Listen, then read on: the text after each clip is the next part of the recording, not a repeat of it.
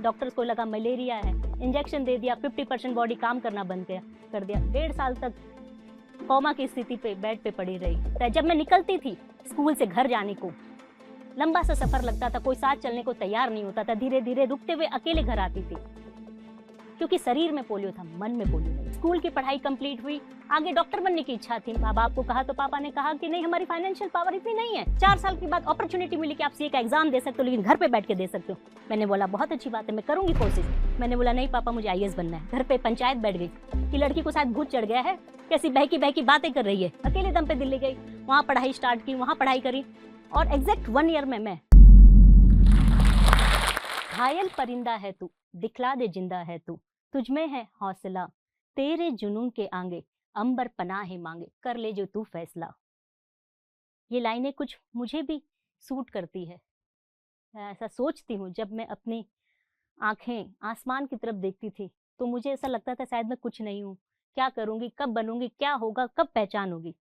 मैं Sarika Jain, chartered accountant, IRS, deputy commissioner of income tax, posted in Mumbai.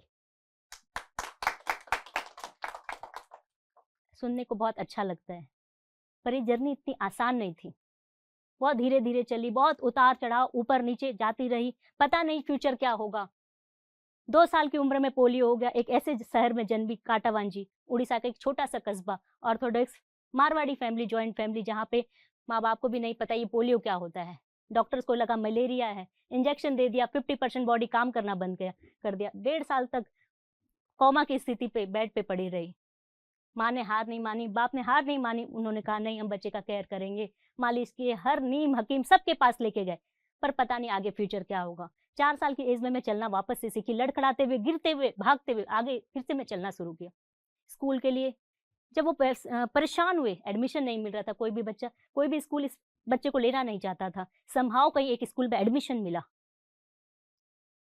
बहुत ज्यादा तो स्कूल की बातें याद नहीं आती, पर इतना याद आता है कि बहुत संघर्षपूर्ण था, मेरे लिए आसान नहीं था। वो 4 किलो का बस्ता, वो 1 किलो का टिफिन, वो 1 किलो का पानी बोतल आज भी याद आता है। जब मैं निकलती थी स्कूल से घर जाने को, लंबा सा सफर लगता था, कोई साथ चलने को तैयार नहीं होता था, धीरे धीरे रुकते हुए अकेले घर आती थी, क्योंकि शरीर में पोलियो था, मन में पोलियो नहीं था।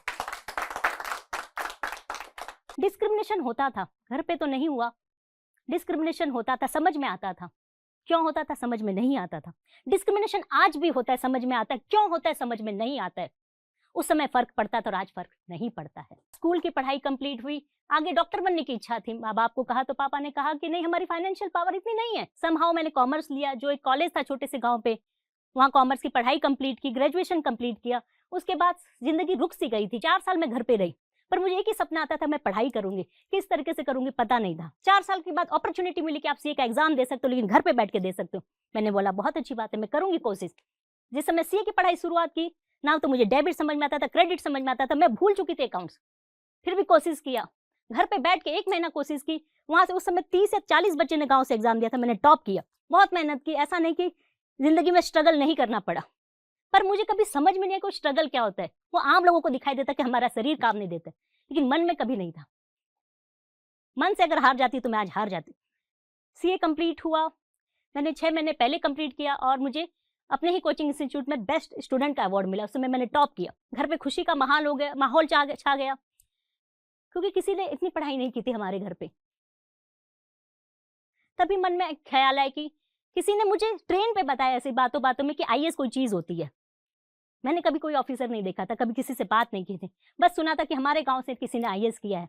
बस मन में जुनून आ गया। मैंने पूछा क्या होता है आईएएस, क्या करना पड़ता है इस आईएएस बनने के लिए। कुछ नहीं, बस पढ़ना होता है। तो मैंने बोला हाँ, मेरे पास कैपेसिटी है पढ़ने की, मैं कोशिश करूंगी। मैंने बोला नहीं पापा, मुझे आईएएस बनना है। घर पे पंचायत बैठ गई कि लड़की को शायद भूत चढ़ गया है, कैसी बहकी बातें कर रही है, हमारी जैसी फैमिली के बच्चे आईएएस बन सकते हैं, हम सादे लोग हैं, हम लोग नहीं कर सकते। ऑफिसर कैटेगरी अलग होती है, वो इंटेलिजेंट होते हैं। मैंने बोला नहीं, मुझे पढ़ने की इच्छा है। फिर फाइनली ये बोला गया कि ठीक है, लड़की पढ़ने की तो इच्छा जाहिर कर रही है, और तो कुछ नहीं, कोशिश करने देते हैं, पढ़ लेगी, पास तो उसे होना नहीं है। 1.5 साल का समय देते हैं। घर पे पढ़ा 2-3 महीना, सब उनको समझ में आया कि लड़की मेहनत बहुत कर रही है, लेकिन हो नहीं रहा है। फिर दिल्ली गई, अकेले दम पे दिल्ली गई, वहाँ पढ़ाई स्टार्ट की, वहाँ पढ़ाई करी, और एग्जैक्ट 1 ईयर में मैं रैंक लेके वापस आ गई।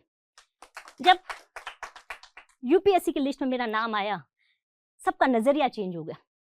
घर पे तो लोगों का तांता लग गया, लोग अपने बच्चों को अलग से समझने लगे, अच्छा सारिका बन गई, सारिका जैसी लड़की बन गई, ब्रेकिंग न्यूज़ बन गया था, कभी कहाँ से फ़ोन, कभी मीडिया वाले, कभी कुछ, फिर सीएम ने भी इनवाइट किया हमें।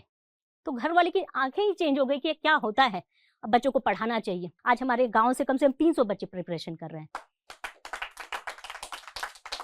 उड़ीसा के छोटे से जगह से पली हुई, जब मैं दिल्ली में प्रिपरेशन करती थी, इनिशियली मुझे लगता था कि मैं एक छोटे से गांव में पढ़ी हूँ, काश मैं कोई यूनिवर्सिटी में पढ़ती, कोई बड़ी जगह में पढ़ती, इंग्लिश मीडियम में ही पढ़ लेती तो शायद मैं कुछ होती। लेकिन जब क्लियर किया, जब एग्जाम में लोगों से कम्पीट किया, चाहे वो IITian हो, MBBS हो, डॉक्टर हो, सर्जन हो, तो भी बात समझ में आई, कोई फर्क नहीं पड़ता है।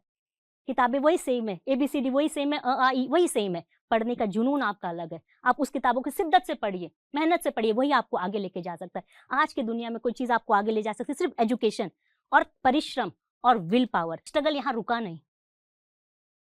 IAS के लिए क्वालिफाई हुआ, लेकिन डिसेबिलिटी का कुछ क्राइटेरिया ऐसा फॉलो हुआ पॉलिसीज में कि मुझे IRS मिला। मेरे साथ तो हमेशा ऐसा होता है, मैं सोचती हूँ और वो मुझे मिल जाता है। हाँ, पर उसके लिए परिश्रम करना पड़ता है। आपने एक मूवी का डायलॉग जरूर सुना होगा कि किसी चीज को शिद्दत से चाहो तो पूरी कायनात उसे मिलाने लग जाती है। शिद्दत इसका मतलब यही है कि आप उसके पीछे लगे रहो, डटे रहो।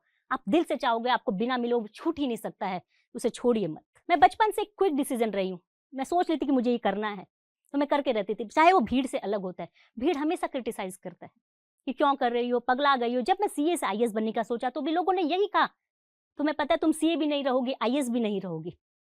पर मुझे आज तक के सर्वे में लोगों ने कहा कि you are the first CA in lady officer जो become income tax deputy commissioner.